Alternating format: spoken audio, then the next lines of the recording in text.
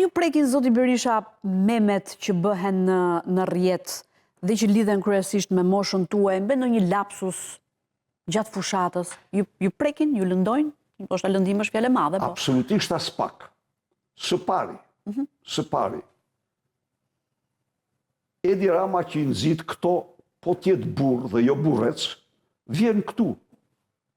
Dhe të shohim shqiptarët kthjellësinë e secili, të shohin memorien e secili, të shohin se kush shkruan gjëra në dorë që si nxan si kopjac, dhe kush ka një arkiv të pafundme në memorien e tij. As pak. Së dyti, lapsuset janë gjëja më e zakonshme për në një njeri... Jo, po, kanë tentuar në media të paraqisin ta lidhin figurën tuaj me Biden, me ish-presidentin amerikan, për treguar që jeni i vjetër.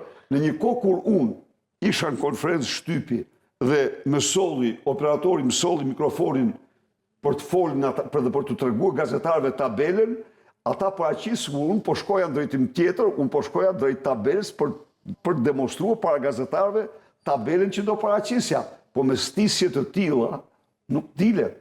Edi Rama po të doj të vi që nesër ku të doj në çdo studio, ta zgjedh studion, ti zgjedh dhe suflerët dhe unë të vi vetëm.